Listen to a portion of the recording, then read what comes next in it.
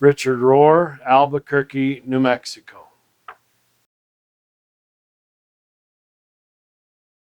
God is a dynamic relationship of love. And even the Trinity was just too much for the earlier stage mind.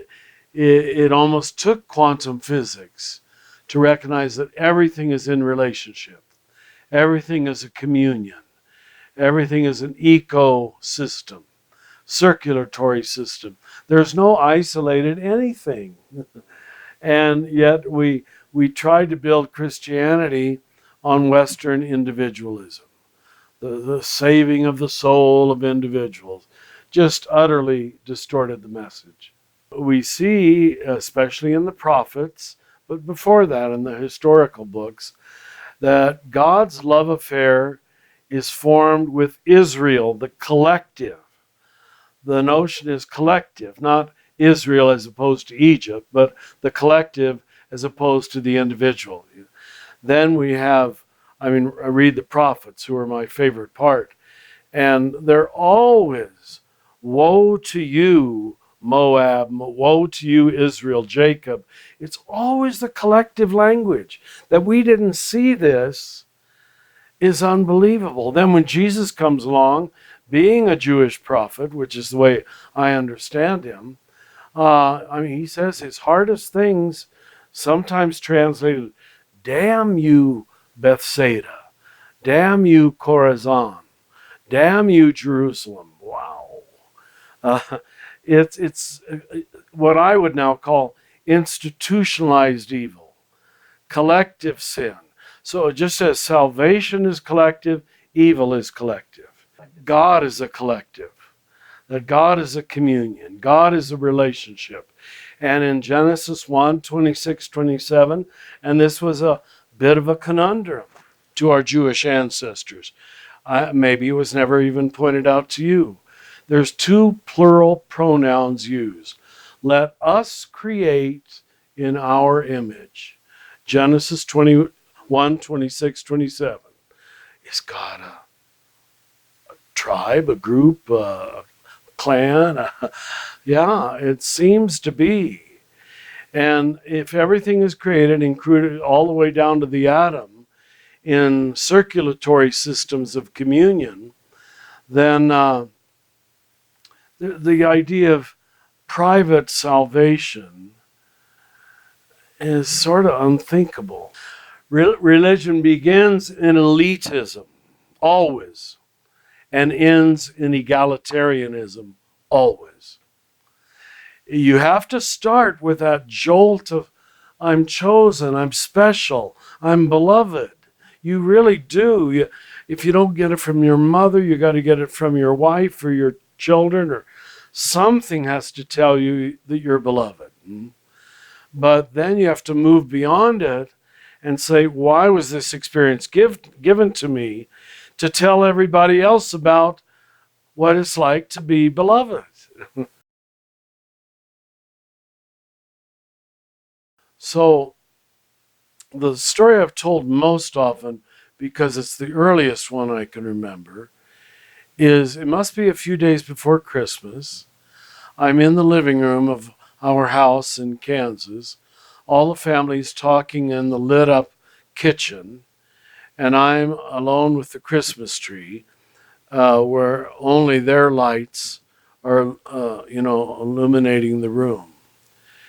And standing in that silence, I knew that everything was connected. It's just what we said, that it's all okay, that it's all one, that it's all good. I don't know how I knew that in my little 6-year-old mind, or was it 5? It wasn't highly conceptual. It was experiential, that all was connected and I was part of the connection. Now, once I had that, I pretty much knew I couldn't talk about it. Even as sweet as most of my family was, they would have not understood that language. So I largely kept it inside. But I think I grew as I looked at the world and looked at animals and looked at grasses as I walked to school in the snow. There was always this deeper sense of connection, that I am not apart from that. Again, not highly philosophically understood, but it just gave me a radical sense of okayness.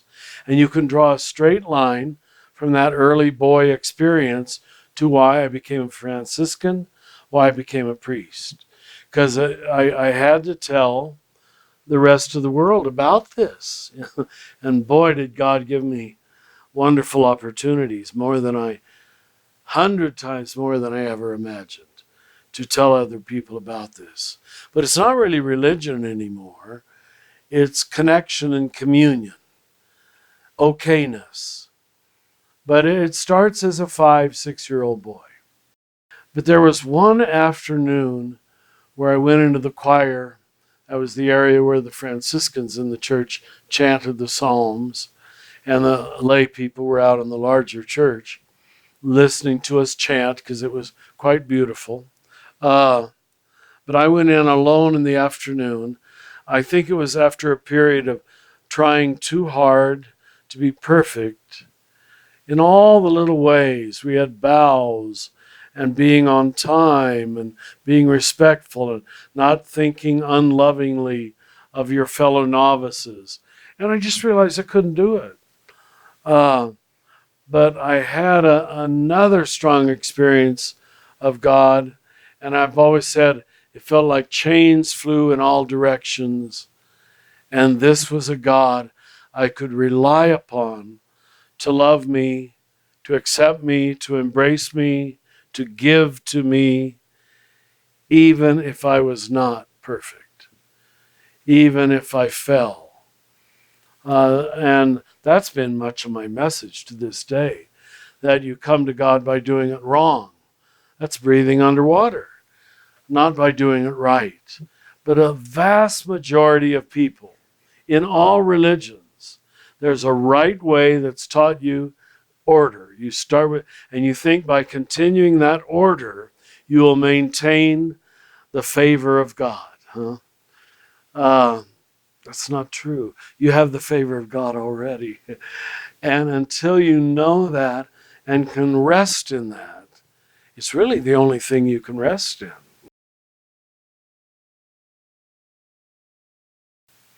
You know, I never had a great, as we Christians say, Paul being thrown off a horse experience, although there's no mention of him being on a horse in the, in the New Testament. That's the way we painted it. I never had such an experience. But I would say during my 40s, 50s, and 60s, I'm 76 now, I went through a lot of inner dark nights, just self-questioning, self-hating. Do I believe all this that I say? That people love me and praise me, but I go back to my room and I know I take my clothes off like everybody else does. And I can have cruel, hateful thoughts in my head, which I'm so ashamed of. And if the people knew how ordinary I am, that I'm not this saint, this mystic they make me out to be. So, I call it in one of my books, Falling Upward, I guess it is, shadow boxing. That was most of that 30-year period, 40s, 50s, and 60s. Mostly seeking integrity, seeking honesty, seeking humility, and realizing I didn't have it. God gave me the gift to say a lot of good things, but how often did I really live them? So then you wonder if the whole thing is true, or you've built your life on a myth. I'm not sure that you don't have to go through that. That's disorder again. Now, I had enough strong experience of order, the Christmas tree experience, the novitiate experience, that it held me. And it holds me to this day. that I don't fall into the pit. But smaller pits, and certainly days where nothing means nothing. This feels like it's just all pretend, all just a persona. Like after I leave you, I'll dress up and I'll have the noon mass here. And I'm not feeling that today at all. But there have been many times where I feel like this is just a costume. If the people knew that I'm struggling to believe what I'm preaching from my own mouth. Now, I'm a 1 on the Enneagram, and we're especially prone to self-judgment and self-hatred. So that afflicted me and still does, but not so much anymore. I can see through it now. Is that, we talk about the shadow. Is that a part of the shadow that you feel like you've had to struggle with the most? I think so, yeah. Negative voices about myself, about other people, and about the world, which is the shadow of the 1. That's why the Enneagram was so helpful to me. Because I so want to be a loving person. And then when I see non-love within me, toward myself, toward other people, as you perhaps know from the Enneagram, I don't express it, but I feel it. And that makes it even worse. It feels like my little hidden secret. Everybody thinks I'm loving, but in fact, I think, well, she's an idiot, or something comparable, you know. And then I'm just so ashamed of where did that negativity come from. So it's an inner surrendering, forgiving that never stops.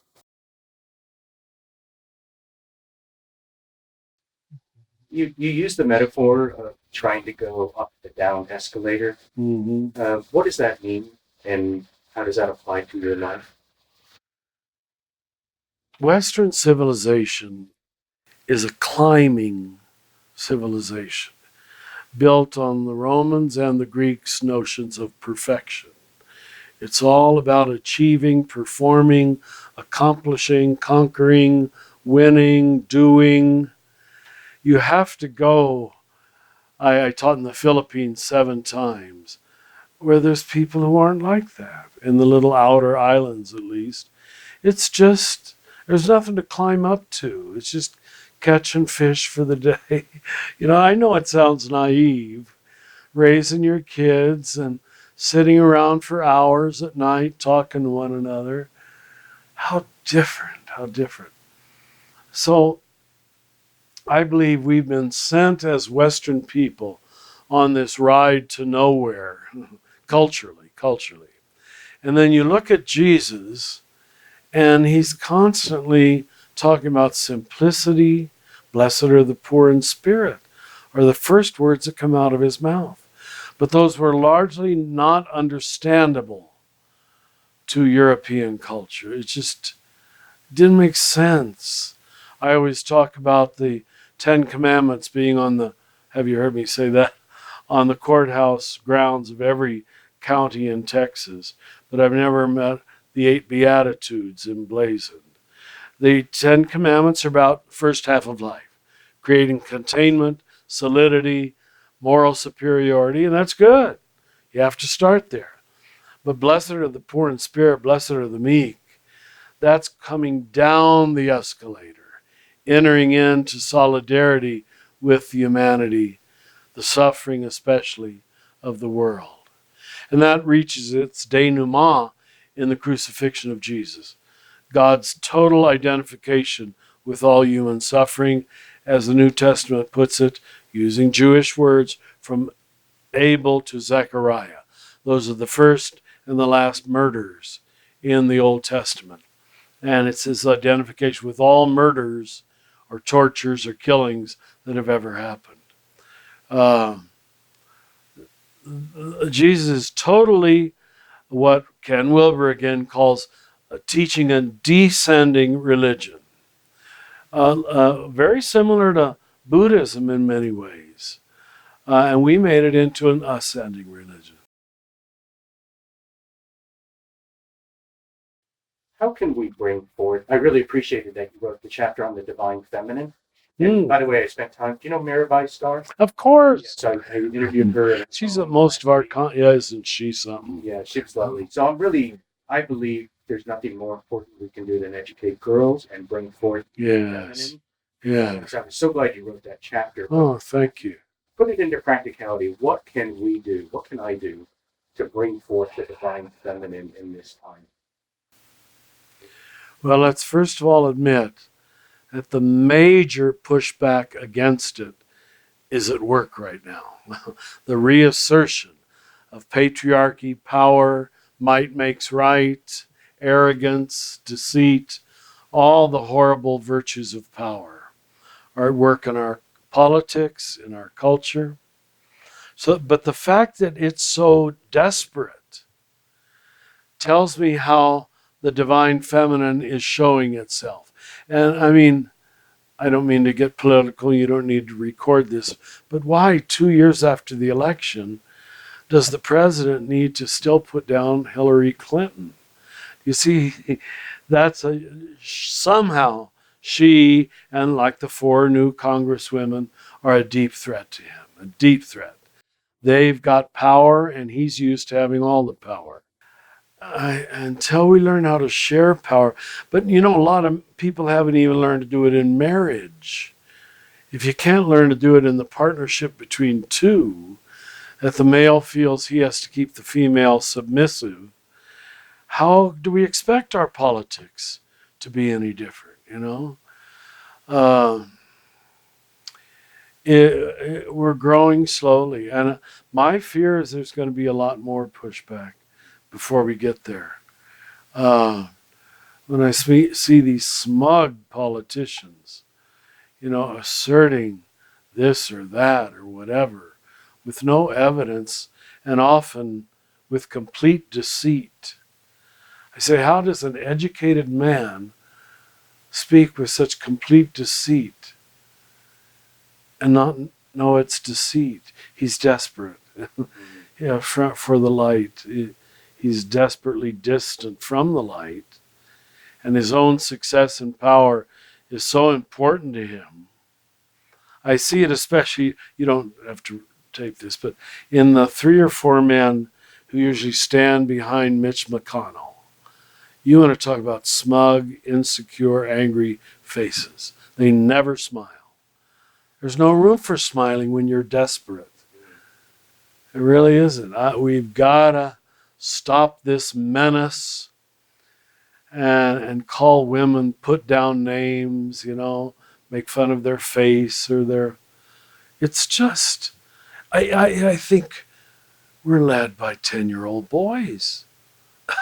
And of course, my years of men's work especially led me to this. We first called it males, men as learners and elders, males.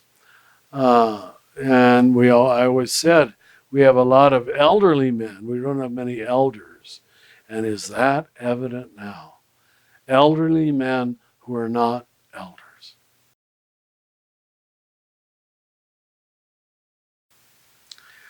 To throw away your measuring tapes, your scales, your weighing, and this, because you're trying to weigh the infinite. And when we talk about God, all the different words the different religions use are fingers pointing to the moon, as you know, approximations. But you can't weigh or measure or calculate or dole out the infinite. There's enough to go around. It's a worldview of abundance. And we understood God in a worldview of scarcity. And so we see our politics is based on a worldview of scarcity. There isn't enough health care to go around. There aren't enough homes to go around. There's not enough. And this said, I'm getting political now, but by people who have way more than they need or ever could use in their lifetime. So that we would throw away our weighing, our counting. Stop counting who's worthy, who's not worthy. And if you look at so many political arguments, that's at the bottom. Who's worthy of this and who isn't worthy? And they try to weigh worthiness. It ends you up in a hole, a dead end. It's stupid, stupid, stupid, because I'm not worthy. And once I've accepted and forgiven that, then I can forgive everybody else's seeming unworthiness. It isn't about being worthy.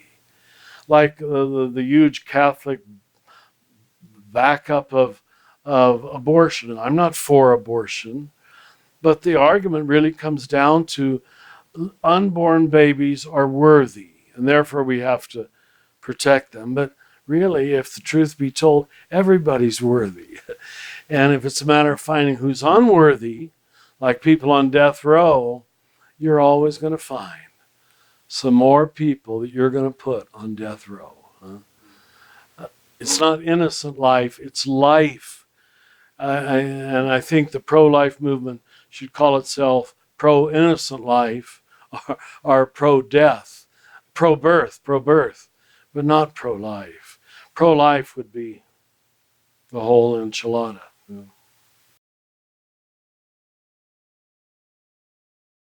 Most people are, I'm told, disappointed how short, how ordinary.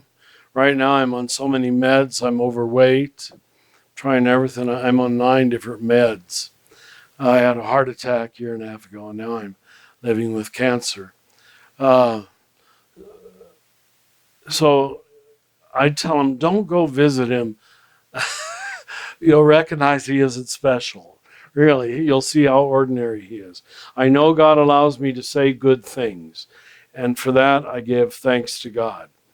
But my human person is still a German Catholic farm boy. You understand? Not really that sophisticated.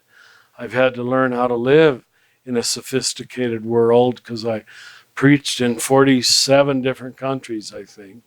So I'm at home there now, but it's not who I really am. And so now I live in a quasi little hermitage by myself where I can forget the years of, fame, notoriety, giving keynote addresses and standing on stages. And it's just wonderful to be able to let go of that and not to carry that burden. You'll realize it when you get old. It's just, you say, oh, middle life is hard. Like you've traveled a lot yourself. And it's fun too. It's wonderful too. But you will get tired of it. Yeah.